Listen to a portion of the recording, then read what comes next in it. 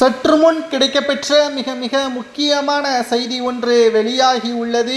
பன்னீர்செல்வத்திற்கு புதிய அதிகாரங்கள் நீதிமன்றம் வெளியிட உள்ளதாக தகவல்கள் கிடைக்கப்பெற்றுள்ளது. அதிமுக தற்பொழுது இக்கட்டான சூழலில் இருப்பதாகவும் எடப்பாடி பழனிசாமி அவர்கள் தனது அதிகாரத்தை துஷ்பிரயோகம் செய்து வருவதாகவும் கட்சியில் இருக்கக்கூடிய மிக முக்கிய மூத்த நிர்வாகியான செங்கோட்டையனை கட்சியிலிருந்து நீக்கியது மிகப்பெரிய ஒரு தவறை செய்துவிட்டார். அதிமுகவின் தொண்டர்களுக்கும் நிர்வாகிகளுக்கும் குழப்பம் ஏற்படக்கூடிய வகையில் எடப்பாடியின் செயல்பாடுகள் இருக்கிறது. பொதுக்குழு தீர்மானம் என்று எடப்பாடி கூறுகின்றார்.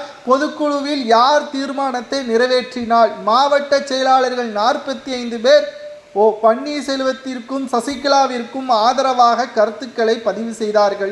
எடப்பாடியின் தன்னிச்சையான முடிவை எடுத்துக்கொண்டு அதிமுகவை தற்பொழுது மிகவும் மோசமான நிலைமைக்கு மாற்றி வரக்கூடிய எடப்பாடி பழனிசாமி அவர்களது கையில் அதிமுக இருக்கக்கூடாது. ஓபிஎஸ் கைக்கு அதிமுகவின் தலைமை செல்ல வேண்டும். புதிய அதிகாரங்கள் ஓபிஎஸ்ஸிற்கு வழங்கப்பட வேண்டும்.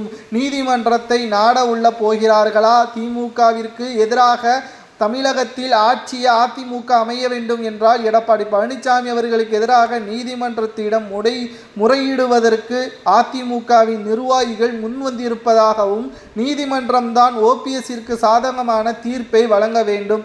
அதிமுகவின் ஒட்டுமொத்த பொதுக்குழுவை இந்த ஆண்டு இறுதிக்குள்ளாக அமைக்கப்பட வேண்டும். அவைத்தலைவர் உசைன் அவர்கள் இதை சட்ட ரீதியாக அதிமுகவின் பொதுக்குழுவை நேரடி ஒளிபரப்ப வேண்டும். என்ன தீர்மானங்கள், எத்தனை மாவட்ட செயலாளர்கள் எடப்பாடிக்கு ஆதரவாக இருக்கிறார்கள் என்பதை தெரியப்படுத்த வேண்டும்.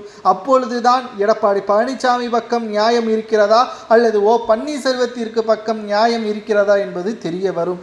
மறைந்த முதல்வர் ஜெயலலிதா அவர்கள் அதிமுகவின் உண்மையான விசுவாசி என்று கூறியவர் பன்னீர்செல்வம் அவர்கள்தான். 2 முறை அல்ல 3 முறை முதல்வராக இருந்தபோது கூட ஒட்டுமொத்த அதிமுகவின் வளர்ச்சிக்காகவும் ஓபிஎஸ் அவர்கள் செயல்பட்டார். ஆனால் எடப்பாடியோ தனது மகன் மருமகள் போன்றவர்களுக்கு முக்கியத்துவம் கொடுப்பதாகவும் மருமகனுக்கும் அதிமுகவின் முக்கியத்துவம் கொடுக்கப்படுவதாகவும் செங்கோட்டையன் அவர்கள் குற்றம் சாட்டியிருப்பதும் அரசியல் வட்டாரத்தில் பரபரப்பை ஏற்படுத்தியுள்ளது.